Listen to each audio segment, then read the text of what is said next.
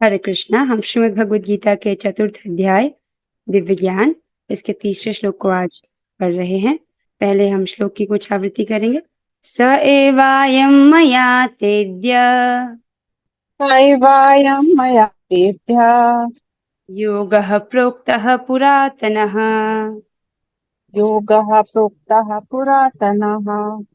भक्तोऽसि मे सखा चेति भक्तोऽसि मे सखा चेति रहस्यं ह्येतद् उत्तमम्। रहस्यं हि उत्तमम्। बहुत अच्छे माता जी। स एवायं मया तेद्य स एवायं मया तेद्य योगः प्रोक्तः पुरातनः योगप्रोक्तः पुरातनः। भक्तोऽसि मे सखा चेति भक्तोऽसि मे सखा चेति रहस्यं ह्येतद् उत्तमम्। रहस्यं ह्येतद् उत्तमम्। वाचन माता जी। स एवायं मया तेद्य स एवायं मया तेत्य योगः प्रोक्तः पुरातनः योगः प्रोक्तः पुरातनः। भक्तोऽसि मे सखा चेति भक्तोऽसि मे सखा चेति रहस्यं ह्येतद् उत्तमम्। रहस्यं हि तद् उत्तमम्। बहुत अच्छे।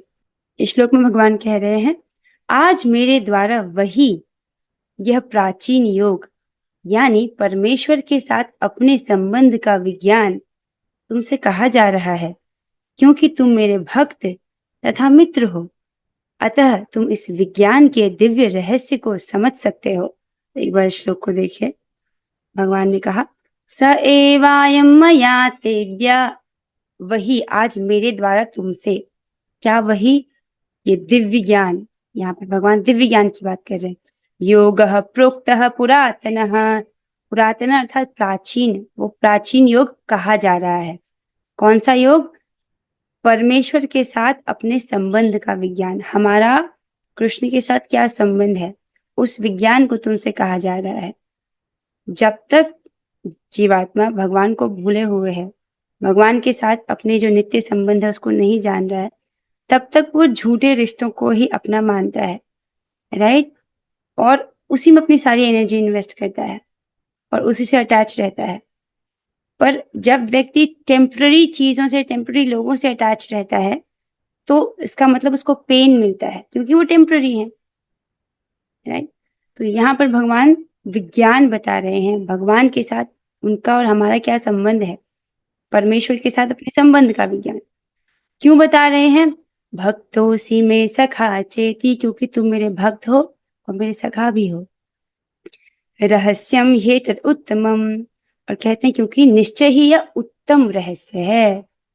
ठीक है, रहस्य है उत्तम। एक बार अन्वय देखिए। भगवान कहते हैं, त्वम अर्थात तुम, मे भक्त सखा च असि, मेरे भक्त एवं सखा हो। इति, इसलिए, अयम स एव पुरातन योग, यह वही पुरातन योग, वही मतलब वही योग जो मैंने सूर्यदेव को कहा था, वही अद्य मया, आज मेरे द्वारा, ते प्रोक्त, तुम्हें कहा गया। क्यों? ही एतद उत्तमम रहस्यम, क्योंकि निश्चय ही यह उत्तम रहस्य है। राइट? आपको श्लोक समझ आ रहा होगा। तो इस श्लोक का लिंक समझिए। पिछले श्लोक में भगवान ये कह रहे थे, पिछले श्लोक में आपने सुना कि भगवान ने वो योग विद्या सूर्यदेव को कही थी, राइट? और उसमें उन्होंने कहा कि इस प्रकार यह परम विज्ञान गुरु परंपरा द्वारा प्राप्त किया गया। किस प्रकार? उन्होंने सूर्य को बोला, सूर्यदेव ने मनु को बोला, मनु महाराज ने इक्ष्वाकु को बोला। इस प्रकार जो है गुरु परंपरा में प्राप्त किया जाता है और राज ऋषियों ने इसी विधि से इसे समझा। किंतु काल क्रम में यह परंपरा छिन्न हो गई, अतः यह विज्ञान यथा रूप में लुप्त हो गया लगता है। तो आज भगवान वही विज्ञान जो उन्होंने सूर्यदेव को बोला था, राजऋषियों को बोला था, राइट, वही वो अर्जुन को दे रहे हैं और उनके माध्यम से हमें दे रहे हैं, राइट। ये दो मित्रों के बीच में एकदम गुह्य बात है। हम अपने मित्र के साथ अपनी सारी रहस्यमयी बातें भी खोल देते हैं, सारी उनको गुह्य बातें बताते हैं। भगवान अपने परम प्रिय मित्र जो उनके सखा हैं, राइट, भक्त हैं, बहुत अच्छे भक्त हैं, उनको ये रहस्य बोल रहे हैं। और देखिए ना, वही रहस्य हमको भी सुनने को मिल रहा है, राइट। सो क्यों? क्योंकि वो भगवान के भक्त हैं। तो जो ये ज्ञान है ये केवल भगवान के भक्त ही समझ सकते हैं। भगवान भी कहते हैं कि जो इस दिव्य ज्ञान को मेरे भक्तों को देता है, उससे अधिक प्रिय सेवक ना तो मुझे कोई था ना होगा। तो अर्जुन के माध्यम से भगवान ने अपने भक्तों के लिए ये रहस्य दिया, ये अमृत दिया भगवद गीता रूप में। सो ये हमको रोज सुनने को मिल रहा है, तो आपको समझना चाहिए अपना सौभाग्य, राइट। भक्त जो है इसको थोड़ा सा कभी कभी नेग्लेक्ट कर देते हैं, but this is big big Fortune कि हमको ये ज्ञान सुनने को मिल रहा है। तात्पर्य शुरू करने से पहले मैं आपको एक रोचक बात बताना चाहती हूँ, जिसको मैंने आज श्रीमद् भागवतम में सुना अपने शिक्षा गुरु श्रीमान सुकृष्ण दास प्रभु जी से। वो हमेशा ही ऐसी बातें कहते हैं जो हमारे अज्ञान को काट देती है और हमको जीवन में एक सही दिशा निर्देश प्रदान करती है। उन्होंने समझाया कि मनुष्य जीवन एक चौराहा है। चौराहा अर्थात जहाँ से 4 वे क्रॉस वे, तो चौराहा है मनुष्य जीवन। जो व्यक्ति अपने कार्यों के माध्यम से सतोगुण को अर्जित करता है, राइट, सतोगुण बढ़ा हुआ है, वो देवता का शरीर प्राप्त करता है। मृत्यु तो सबको आती है, लेकिन उसको मृत्यु के बाद देवता का शरीर मिलता है। जो व्यक्ति अपने कार्यों के माध्यम से रजोगुण को कमाता है, रजोगुण बढ़ जाता है, तो मृत्यु के बाद उसको वापस से इस पृथ्वी लोक में ही आना पड़ता है, सकाम कर्मियों के बीच में उसको जन्म मिलता है। जो व्यक्ति अपने कार्यों के माध्यम से तमोगुण अर्जित करता है, उसका जन्म पशु योनि के रूप में होता है, राइट। और जो व्यक्ति निर्गुण अवस्था को प्राप्त होता है, अर्थात एक दिव्य चेतना में स्थित हो जाता है, वो भगवान के नित्य धाम में प्रवेश पाता है, राइट। और जब हम भगवद गीता पढ़ रहे हैं, हम क्या कर रहे हैं? हम निर्गुण वस्तु का सेवन कर रहे हैं, राइट।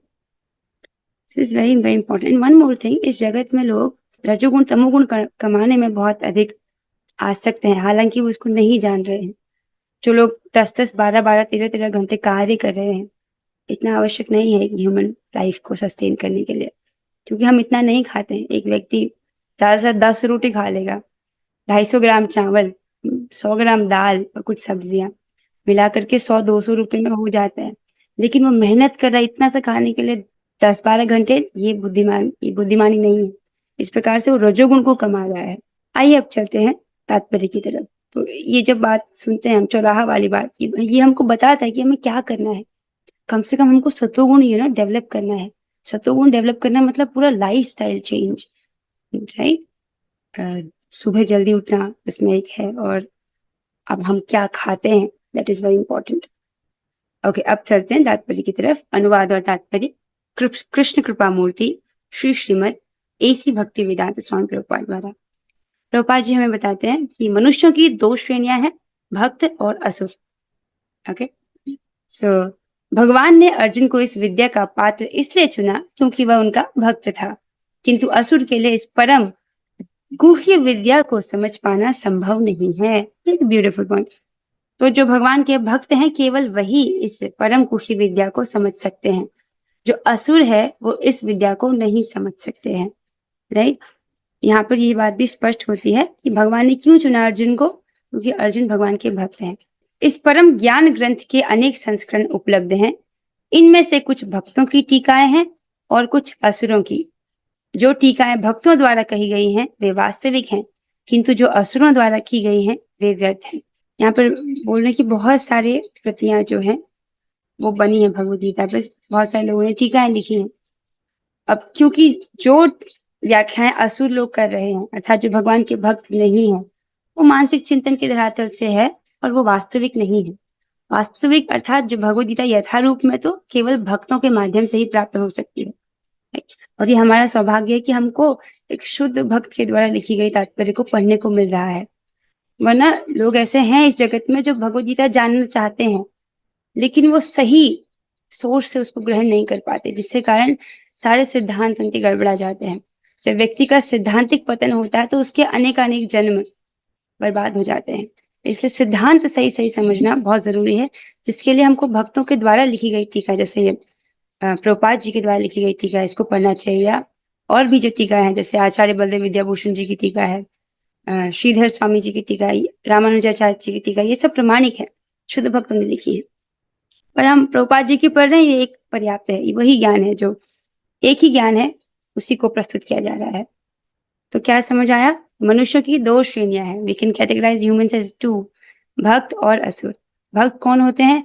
वो जो भगवान की शरणागति ग्रहण करते हैं, भगवान की शरण लेते हैं। लेकिन असुर भगवान की शरण ग्रहण नहीं करते।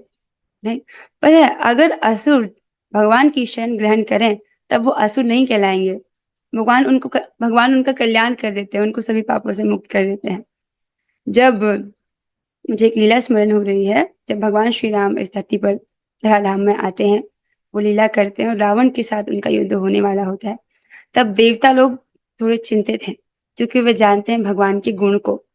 अगर कोई भी व्यक्ति भगवान की शरण ग्रहण करता है तो भगवान उसके सारे पाप क्षमा कर देते हैं। तो देवताओं को चिंता थी कि अगर इस रावण ने भगवान की शरण ग्रहण की तब तो भगवान उसको क्षमा कर देंगे, राइट। और देवताओं को परेशानी थी रावण से, क्योंकि रावण का काफी उत्पात मचा हुआ था, यहाँ तक कि देवता भी भयभीत थे, राइट। तो पता नहीं, पर ये जो असुर है ये भगवान की शरण ग्रहण करते ही नहीं, राइट। और शरणागति का अर्थ है कि भगवान की आज्ञा का पालन करना। भगवान ने कितना सिंपल कर दिया, 4 इंस्ट्रक्शंस उन्होंने हमको दिया है। हर दिन हमको ये देखना है कि हम उसको अच्छे से कर रहे हैं कि नहीं। सदैव भगवान का चिंतन करें, भगवान के भक्त बने, भगवान को नमस्कार करें और भगवान की पूजा करें, राइट। और भगवत गीता पढ़ना क्या है? बुद्धि के द्वारा भगवान की पूजा करना है, जिसको भगवान आगे के अध्याय में स्पष्ट करेंगे। तो शरणागति अर्थात भगवान की इन आज्ञाओं का पालन करना। और अध्याय 3 में हमने भगवान की एक आज्ञा को सुना था कि जो भगवान के भक्त हैं वे केवल प्रसाद ही खाते हैं, ये एक आज्ञा है, राइट। जो अभक्त हैं वो तो अपनी इंद्रिय तृप्ति के लिए खाते हैं और वास्तव में वो पाप खाते हैं। आगे बढ़ते हैं। अर्जुन श्री कृष्ण को भगवान के रूप में मानता है, अतः जो गीता भाष्य अर्जुन के पद चिन्हों का अनुसरण करते हुए किया गया है वह इस परम विद्या के पक्ष में वास्तविक सेवा है। किंतु असुर भगवान कृष्ण को उस रूप में नहीं मानते। वे कृष्ण के विषय में तरह तरह की मनगढ़ंत बातें करते हैं। वे कृष्ण के उपदेश मार्ग से सामान्य जनता को गुमराह करते रहते हैं। ऐसे कुमार्गों से बचने के लिए यह एक चेतावनी है, वेरी वेरी इंपॉर्टेंट। देखिए, अर्जुन ने भगवान को किस रूप में स्वीकार किया है? भगवान के रूप में, जिसको वो अध्याय 10 में बोलते हैं, परम ब्रह्म परम धाम पवित्रम परमम भव, कि आप परम ब्रह्म हैं, आप परम धाम हैं, सबके आश्रय हैं। इस प्रकार से परम पवित्र हैं वो, इस प्रकार से भगवान श्री कृष्ण को भगवान के रूप में ही स्वीकार करते हैं। जो भाष्य अर्जुन के पद चिन्हों पर है, अर्थात क्योंकि अर्जुन ने भगवान को भगवान ग्रहण किया है, तो जो टीका जिसमें भगवान श्री कृष्ण को भगवान बोला गया है वो सही है, और इसके अलावा जिसमें भगवान को कुछ और बोला गया है वो सामान्य जनता को गुमराह किया जा रहा है उसमें, ठीक है।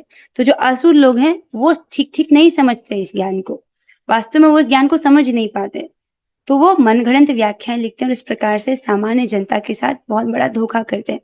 फॉर एग्जाम्पल, कुछ लोग जो हैं निराकार का प्रचार करते हैं। वो क्या सोचते हैं कि भगवान कृष्ण ने गीता नहीं बोली है, भगवान के अंदर कोई है, कृष्ण के अंदर कोई बैठा है, कोई निराकार शिव बाबा, उसने बोला है। अब इस प्रकार की मनगढ़ंत व्याख्याएं सामान्य जनता को गुमराह करना है, राइट। ये सब नहीं होना चाहिए। जहां पर भी ये बताया जाता है कि भगवान निराकार है, मतलब उनका कोई भौतिक आकार नहीं है, वो मटीरियल आकार वाले नहीं है वो, राइट, वो दिव्य है। ओके, ये है इसका अर्थ। लेकिन जो मायावादी लोग हैं वो भौतिक इंद्रियों से तो भगवान समझ में नहीं आते, और क्योंकि वो भगवान के अपराधी हैं मायावादी, तो भगवान भी उन पर कृपा नहीं करते, अपने आप को समझने नहीं देते, तो फिर वो अपनी मानसिक चिंतन करते रहते हैं, मनगढ़ंत व्याख्या करते हैं और मनगढ़ंत ही लोगों को बताते हैं। ऐसे कुमार्गों से बचने के लिए चेतावनी है। जहां पर भी ये बोला जाता है कि गॉड इज फॉर्मलेस, वहां से भाग जाना चाहिए, क्योंकि ऐसे नहीं है, भगवान का बहुत सुंदर फॉर्म है, राइट। और अर्जुन के पद चिन्हों पर चलना चाहिए। उन्होंने कृष्ण को भगवान के रूप में देखा, तो भगवान का एक रूप है, बहुत सुंदर रूप है, सौम्य रूप है, 2 भुजाओं वाला भगवान श्री कृष्ण, पूर्ण पुरुषोत्तम भगवान। ओके, मनुष्य को चाहिए कि अर्जुन की परंपरा का अनुसरण करे और भगवत गीता के इस परम विद्या से लाभान्वित हो। स्पष्ट है, राइट? तो जैसे जैसा अर्जुन जी ने समझा, जिस प्रकार से वे चले, हमें भी उसी प्रकार से चलना है। कोई भगवान को कोई फॉर्मलेस निराकार नहीं समझना है। भगवान का बहुत सौम्य रूप है, सौम्य वपु है। उसी को उसी प्रकार से स्वीकार करना है, उनके द्वारा दिए हुए ज्ञान को, और लाभान्वित होना है। एक और चीज यहाँ पर बोली जाती है, जब कृष्ण को हम भगवान कह रहे हैं तो उसका क्या अर्थ है? भगवान है इसका मतलब वो मनुष्य नहीं है, राइट? वो सर्व सामर्थ्य है। उनके 6 ऐश्वर्य हैं, उनमें संपूर्ण ज्ञान है, संपूर्ण सौंदर्य है, संपूर्ण बल है, संपूर्ण यश है, राइट? और क्या है वो? संपूर्ण ऐश्वर्यशाली है, और संपूर्ण वैराग्य है। ये सब कुछ होते हुए भी वो इनसे अटैच नहीं है, वैराग्य है। तो ये 6 ऐश्वर्य जिनमें है उनको भगवान बोला जाता है। और भगवान सर्वज्ञ है, राइट? तो मतलब वो सब कुछ जानते हैं, आपको भी जानते हैं, आपकी सारी चिंताओं को भी जानते हैं, आपकी सारी इच्छाओं को भी जानते हैं, केवल इस जीवन की नहीं, वो इच्छाएं जो आपने पिछले जीवन में की थी, आपकी अनादिकाल से जो इच्छाएं आपने की, वो सब कुछ जानते हैं, राइट? और आपकी समस्या का समाधान करना भी जानते हैं। सब कुछ उनके लिए तो कुछ भी असंभव नहीं है, राइट? तो इसलिए उनकी शरण ग्रहण करके लाभान्वित होना चाहिए। जैसे जो असुर हैं वो इस लाभ से वंचित रह जाते हैं, लेकिन जो भक्त हैं वो इसको समझते हैं, भगवान की शरण ग्रहण करते हैं। जब हम भगवान की शरण ग्रहण करते हैं तो सबसे पहले सभी प्रकार के पापों से हम मुक्त हो जाते हैं, और उनके द्वारा प्रदान की गई सुरक्षा, अभय, राइट, ये हमको प्राप्त होता है। इस जगत में लोग कितने भय से ग्रस्त रहते हैं, लेकिन भक्त को उसका भय नहीं रहता। फॉर एग्जाम्पल, मृत्यु का भय भक्तों को नहीं होता। प्रभुपाद जी ने ये स्पष्ट कर दिया कि जो व्यक्ति 16 माला जप करता है और 4 नियमों का पालन करता है और कोई कपट नहीं करता, वो इसी जन्म में भगवत धाम को प्राप्त होता है। तो जो भक्त हैं सुबह सुबह अपनी माला कर लेते हैं, अब अगर मृत्यु आ भी गई तो कोई डर ही नहीं ना, हम तो सीधे धाम जाएंगे, राइट? इससे सुबह सुबह जो है टेंशन ही खत्म हो जाती है। तो सारी टेंशन इस बात की रहती है कि माला सुबह हो जाए, बस, राइट? और भक्त क्यों भय करे? क्योंकि भगवान जो है, भगवान स्वयं कहते हैं कि जो व्यक्ति निष्ठा पूर्वक हर दिन मेरा भजन कर रहा है, अगर वो अंतिम क्षण में मेरा नाम याद करना भूल जाए, राइट? जैसे आनंद वृंदावनी माता जी के केस में आपने सुना, उनके शरीर की ऐसी हालत थी कि उनको याद ही नहीं था कि मुझे किसे स्मरण करना है। 22 साल से भक्ति कर रही थी, पर उस समय पे वो याद ही नहीं कर पाए। लेकिन भगवान की व्यवस्था से उनके बगल में एक डॉक्टर आए, वो बगल में हरे कृष्ण कीर्तन करने लगे, जिससे उनको ये स्मरण आया कि अच्छा, मुझे कृष्ण को स्मरण करना है, राइट? तो जो व्यक्ति जिसने जीवन भर निष्ठापूर्वक भगवान की भक्ति की है, अंतिम समय में वो भगवान को स्मरण करना भूल भी गया, तो भगवान कहते हैं कि मैं उसे स्मरण करता हूँ, राइट? तो मैं तो उसी बात पर विश्वास है कि मुझे तो इस बात का विश्वास नहीं कि मैं भगवान को स्मरण कर पाऊँ या ना कर पाऊँ, पर अगर निष्ठापूर्वक हम रोज भजन करें तो भगवान आपको स्मरण करेंगे, और इस प्रकार हम भगवान के धाम को प्राप्त होंगे। आइए प्रश्न उत्तर की तरफ बढ़ते हैं। 2 प्रश्न हैं, जिसको प्रश्न का उत्तर पता है आप हाथ खड़ा कीजिएगा। Let me give you access to your mics. पहला प्रश्न है, अर्जुन की परंपरा का अनुसरण करने का क्या अर्थ है? What's the meaning of that? देखो, जूम में एक बटन होता है हाथ खड़ा करने का, you can do that. Okay, Anita माता जी आप बताइए। माता जी ट्राई करती हूँ। अर्जुन के परंपरा का अनुसरण करने का अर्थ यह होगा कि भगवान भगवान के शरणागत है और भगवान की आज्ञा का पालन कर रहे हैं। बहुत सुंदर माता जी, यस, दैट्स गुड। हम भगवान की, मतलब कृष्ण को भगवान माने, उनकी शरणागति लें, राइट? which means उनके आगे का पालन करें। Very good answer. ओके, एक बार इसका यहाँ से उत्तर पढ़ लेते हैं। अर्जुन भगवान श्री कृष्ण के भक्त हैं, उनके शरणागत हैं, और वह इस ज्ञान को गुरु परंपरा में सीधे भगवान से श्रवण कर रहे हैं, राइट? अर्जुन की परंपरा का अनुसरण करने का अर्थ है कि श्री कृष्ण को भगवान स्वीकार करना और उनकी शरणागति ग्रहण करना, अर्थात उनकी आज्ञा का पालन करना, और इस दिव्य ज्ञान को प्रमाणिक गुरु परंपरा जो भगवान से शुरू होती है उसमें श्रवण करना चाहिए, जो साक्षात श्री भगवान से सुनने जैसा ही है। इट्स वेरी नाइस कि इस ज्ञान को हमको गुरु परंपरा में स्वीकार करना चाहिए। ये कितना सौभाग्य है कि हमको ये सब प्रमाणिक ज्ञान सुनने को मिल रहा है। जब मैं प्रभुपाद जी की टीकाएं पढ़ती हूँ तो मुझे ये अनुभव होता है कि कितना सुंदर है कि हमको ये सब टीकाएं उपलब्ध है हमारे बीच में। बहुत सुंदर उत्तर दिया माता जी आपने। Now moving to the next question. Bhagavad Gita को समझने की क्या योग्यता है? कोई हाथ नहीं खड़ा कर रहा है। अच्छा, वैष्णवी आपका हाथ खड़ा है। माता जी मैं ट्राई करूंगी। जो भगवत गीता को समझने का योग्यता करता है वो भगवान की प्राप्ति करता है और कृष्ण का अच्छा सेवक बनता है। ठीक है, ठीक है। मतलब जो भगवान की सेवा करते हैं, अर्थात जो भगवान के भक्त होते हैं। यस, सही बोला आपने। सोनू माता जी आप बताइए।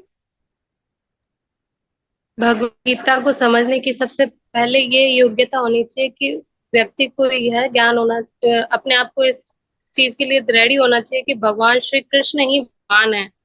सबसे पहले उसको ये अपने हृदय में मान लेना चाहिए कि जो भगवान कृष्ण है वो वास्तव में भगवान है। अगर उनको ध्यान कर गुरु परंपरा के अंदर जब हम गीता लेते हैं, वो इसकी योग्यता है मेरे हिसाब से। यस माता जी, आपने सही बोला। राइट।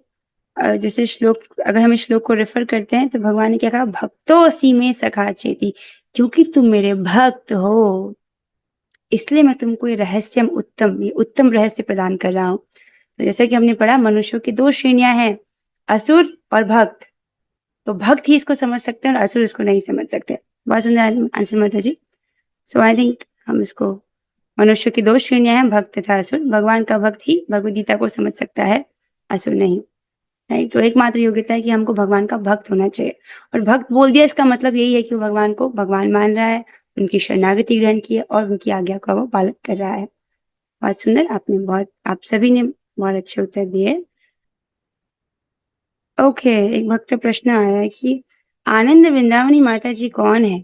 अच्छा, आपने इनका प्रसंग नहीं सुना है? आपने इनका प्रसंग नहीं सुना है? अच्छा ठीक है। इस्कॉन में एक भक्त हैं आनंद वृंदावनी माता जी, जिन्होंने अपना नियर डेथ एक्सपीरियंस भक्तों के साथ शेयर किया। तो मैं वो क्लास में बोल चुकी हूँ, शायद आपने वो क्लास मिस किया होगा, इसलिए आपको स्पष्ट नहीं होगा। तो वो, चलिए आपने बताया, चलो हम उनकी कथा करते हैं। रियल लाइफ स्टोरी है ये। जो माता जी हैं वो भक्तों की सेवा करती थी और प्रचार कार्य भी करती थी। वो किसी कारण से उन्होंने सोचा कि मैं हॉस्पिटल में जाकर के जो भक्त वहां पर एडमिट हैं उनकी सेवा करती हूँ। राइट। क्योंकि ये ऐसे भक्त थे जो मृत्यु के बहुत निकट थे। तो उन्होंने सोचा कि मुझे उनकी सेवा करनी चाहिए, क्योंकि भविष्य में मुझे भी एक दिन वो दिन देखना पड़ेगा जब मैं अपने देह को त्यागूंगी। तो उन्होंने ये सोचा कि अगर मैं ऐसे लोगों को देखूंगी जो मृत्यु का सामना करते हैं तो मैं भी मेंटली प्रिपेयर्ड रहूंगी। और उन्होंने सोचा कि देखो, मृत्यु आज थोड़ी आएगी, आराम से 10-20 साल बाद आएगी, 20-25 साल बाद आएगी, ऐसे वो सोच रही थी। क्योंकि जब भी हम मृत्यु के बारे में सोचते हैं, कोई ये थोड़ी सोचता कि आज आ रही है। हम हमेशा सोचते कि हाँ आएगी, आज भविष्य में। लेकिन जो व्यक्ति जितना जागृत होता है वो हर दिन सजग रहता है कि मृत्यु आज भी आ सकती है, कभी भी आ सकती है। और हम किससे बात करें तो वो हमारा अंतिम उससे वार्तालाप भी हो सकता है। राइट। सो माता जी इस प्रकार से भक्तों की सेवा करने हेतु हॉस्पिटल में जाती हैं, उनकी सेवा करती हैं। तो कुछ 2-3 महीने बाद ही उनकी हालत बहुत खराब हो जाती है। इतनी खराब हो जाती है कि उनको हॉस्पिटल में खुद एडमिट होना पड़ता है। और उस अवस्था में उनके जो शरीर की जो नसें हैं, उसमें कुछ बहुत बड़ी परेशानी आ जाती है। वो अपने शरीर को एक्सेस नहीं कर पाती, अपने अंगों को नहीं यूज कर पाती हैं अच्छे से। तो 3 महीने में उनकी हालत इतनी खराब हो गई कि अब उनको याददाश्त भी उनकी, वो अपने मस्तिष्क की मांसपेशियों का इस्तेमाल नहीं कर पा रही है। तो ऐसा किसी के साथ भी हो सकता है। आज हम बहुत हेल्दी हैं, राइट, हम भगवान की कृपा से भक्ति कर पा रहे हैं, लेकिन किसने भविष्य देखा है? इस जगत का स्वरूप ही है कि किसी के साथ कभी भी कोई भी घटना घट सकती है। तो माता जी 3 ही महीने में हॉस्पिटल में एडमिट हो गई और इतनी खराब हालत हो गई कि वो उनको याददाश्त ही नहीं रहती थी चीजों की। राइट। अपने शरीर के अंगों का वो प्रयोग नहीं कर पाती थी। तो अब वो समय आया जब उनको हॉस्पिटल की वो बेड पर लेटी हुई है, उनके पाइप्स लगे हुए हैं शरीर से, और बहुत ही कष्टदायक उनकी स्थिति है, ऐसी स्थिति है। तो अब उनके शरीर छोड़ने का उनको लग ही रहा था कि अब मैं ऐसे में शरीर छोड़ दूंगी। तो उनके शरीर छोड़ने का समय आ जाता है। अब कहती हैं कि मैंने 22 साल भगवान की भक्ति की, लेकिन उस समय पर मुझे कुछ याद ही नहीं था कि मुझे किसे स्मरण करना है। मेरे बैक ऑफ द माइंड में मुझे ये याद था कि मुझे किसी को तो स्मरण करना है मृत्यु के समय पर। मैंने जीवन भर अपने क्लासेस में ये बच्चों को बताया, पर अभी मुझे याद नहीं आ रहा कि मुझे किसे स्मरण करना है। तो इस प्रकार से जब वो मृत्यु के बहुत निकट थी, उन्होंने देखा कि वो एकदम भूल गई कि उनको किसे स्मरण करना था। उन्होंने देखा कि उनका जो मन है, मन जीवन भर जहाँ आसक्त रहता है, वही मेमोरी उनके मन पर घूम रही थी। उनका मन कहाँ आसक्त था? उनकी माता में, कि किस प्रकार जब वो छोटी थी, उनकी माता ने उनकी कितने अच्छे से सेवा की, उनको सुख दिया, उनके लिए अच्छा-अच्छा भोजन बनाया, उनको बहुत प्यार किया। तो उनका मन वहाँ आसक्त था, तो एकदम मृत्यु के लास्ट समय पर उनके मन में उनको अपनी माता का स्मरण हुआ, राइट? अब इस प्रकार से वो अपने शरीर से बाहर आ गई थी, राइट? अब जब ये घटना घट रही थी, उसी वक़्त जो भक्त हैं, उनको ये सूचना मिलती है कि जो आनंद वृंदावनी माता जी हैं, वो हॉस्पिटल में हैं और अब उनके जीवन के अंतिम क्षण हैं। तो जैसे ही भक्तों को ये समाचार मिलता है, तो वो काफ़ी दूर होती हैं वो भक्त लोग बहुत दूर सिचुएटेड होते हैं उस स्थान से, लेकिन वो माता जी के लिए कीर्तन करते हैं उच्च स्वर में और भगवान से उनके लिए प्रार्थना करते हैं कि आप इस मुश्किल घड़ी में उनकी सहायता करें। तो भक्त लोग उच्च स्वर में उनके लिए कीर्तन करते हैं, तो भगवान उस कीर्तन से भगवान का ध्यान आकर्षित होता है, भगवान उससे प्रसन्न होते हैं और भगवान अब व्यवस्था करते हैं आनंद वृंदावनी माता जी के लिए इधर हॉस्पिटल में। अब हॉस्पिटल में माता जी के अंतिम क्षण होते हैं और उनके मन के पटल पर उनकी माँ की मेमोरी छाई है। अर्थात अगर वो इस स्थिति में शरीर छोड़ेंगी तो उनको फिर से मनुष्य देह प्राप्त होगा। तो उसी के बगल में, माता जी के बगल में एक व्यक्ति आते हैं, डॉक्टर, राइट? वो उसी वक़्त पर नहीं, उस वहाँ पर एक नर्स माता जी आती है, एक मुस्लिम नर्स माता जी, जो कहती हैं कि अरे ये मरीज़ तो इस्कॉन के भक्त हैं।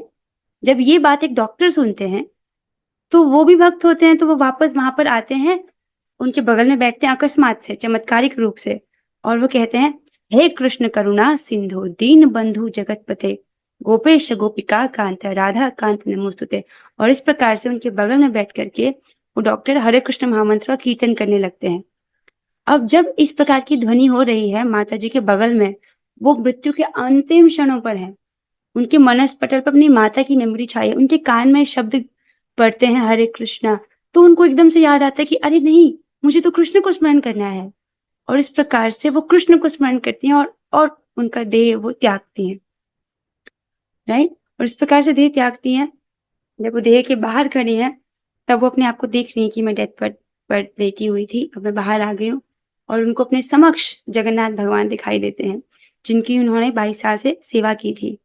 और जगन्नाथ भगवान एकदम मनुष्य जैसे दिख रहे हैं, इन द सेंस उनका जो बात कर रहे हैं उनसे, उनकी सुंदर आँखें हैं, उनका स्किन का कॉम्प्लेक्शन ब्लूइश है और सुकोमल अंगों वाले हैं। उनको वो देख रही हैं माता जी अपने सामने, और कैसे भगवान उनको फिर जब से वो कृष्ण भावनामृत में आए, जब से उन्होंने पहली बार से कृष्ण बोला, उन्होंने देखा कि कृष्ण उनके बगल में ही खड़े थे। जगन्नाथ भगवान जी उनको दिखा रहे हैं कि तुमने अपने जीवन में क्या किया। तो माता जी ने देखा कि मुझे अपने जीवन में बहुत सारे कार्य महत्वपूर्ण लगते थे, लेकिन भगवान ने वो उनको नहीं दिखाया। भगवान के लिए वो महत्वपूर्ण नहीं था। भगवान ने वो मोमेंट्स दिखाए जो भगवान के लिए महत्वपूर्ण था, और आत्मा के रूप में उन माता जी के लिए महत्वपूर्ण था। वो क्या थे? जितनी बार उन्होंने कृष्ण बोला, जितनी बार उन्होंने हरि नाम को जपा, जब उन्होंने कीर्तन किया, जब उन्होंने भक्तों के संग में कथा श्रवण किया, वो महत्वपूर्ण था। भगवान उसको दिखा रहे थे। और जो चीजें माता जी महत्वपूर्ण समझती थी अपने जीवन में, वो महत्वपूर्ण नहीं था, भगवान ने उसको दिखाया ही नहीं। इस प्रकार से वो उसमें देख पाते कि जब उन्होंने कुछ भक्तों के संग में कीर्तन किया, तो उस छोटे से प्रयास से भगवान उनसे बहुत प्रसन्न हो गए। और ये उनको बहुत आश्चर्यजनक लगा कि अरे इतनी छोटी सी क्रिया, 2-4 भक्त मिलकर के कीर्तन कर रहे हैं और ये भगवान को इतना प्रसन्न करती है, कृष्ण को इतना प्रसन्न करती है। और वो ये जान के आनंद में डूब गए। उनको लगता था कि मैंने अच्छे से भक्ति नहीं की, राइट? पर वो इससे बहुत प्रसन्न हुई कि मैंने कीर्तन किया अपने जीवन में, यू नो। तो पर उनको ये एक खेद था कि मैंने अच्छे से जप नहीं कर पाई मैं अपने जीवन में, क्योंकि मैं काम करते हुए जप करती थी, सेवा करते हुए जप करती थी। तो उनको ये खेद था कि मैंने हरिनाम को महत्व नहीं दिया, राइट? तो इनकी ये इच्छा को देखते हुए भगवान उनको वापस से दोबारा मौका देते हैं, वापस से अपने शरीर में आती हैं। राइट, और उनको ये सारी मेमोरी याद है जो जो घटा। तो जब से वो वापस आई हैं सारे भक्तों को यही कहती हैं कि आप प्लीज हरे कृष्ण महामंत्र को ध्यानपूर्वक जपिए, उसके साथ खिलवाड़ मत कीजिए, बैठ करके एक एक नाम को सुनने का प्रयास कीजिए। यही शिक्षा हमको उनके जीवन से लेनी चाहिए। और दूसरी बात, जब वो देखती कि जब उन्होंने पहली बार कृष्ण का नाम लिया था तो कृष्ण उनके बगल में थे, और तब से एक क्षण के लिए भी कृष्ण ने उनको छोड़ा नहीं। यद्यपि जीवन में ऐसी भी घटनाएं घटी, राइट, उनको बहुत सारी कठिनाइयों का सामना करना पड़ा, लेकिन कृष्ण हमेशा उनके साथ में थे। तो यानी जब आपने पहली बार कृष्ण का नाम लिया तब से कृष्ण आपके साथ में खड़े हैं, इन आंखों से दिखाई नहीं देते हैं। ओके, सो विद दिस हम ये स्टोरी को यहाँ पर रैप अप कर रहे हैं। I hope you will chant very nicely. एक बात लेकर जाइए कि जब बहुत गंभीरता से करना चाहिए। हमको ये बात सीखने के लिए आनंद वृंदामुनि माता की तरह हॉस्पिटल बेड पर लेटने की जरूरत नहीं है, राइट। जो बुद्धिमान व्यक्ति है वो सुन के समझ जाता है। So let's do the Hare Krishna Mahamantra three times now. Hare Krishna Krishna Krishna Hare Hare, Hare Rama Rama Rama Rama, Ram Ram Hare Hare Hare Krishna Hare Krishna Krishna Krishna Krishna Krishna Krishna Hare Hare Hare, Hare Hare Rama Hare Rama Ram Rama Ram Rama, Ram Hare Hare Hare Hare Krishna Krishna Krishna Krishna Krishna Hare Hare, Krishna Hare Hare Hare Rama Rama Ram Rama, Ram Hare Hare Hare Shrimad Bhagavad Gita की जय, श्रीमद् भगवद की जय। और जय glory to Shri Guru Ganga. Hare Krishna Hare Krishna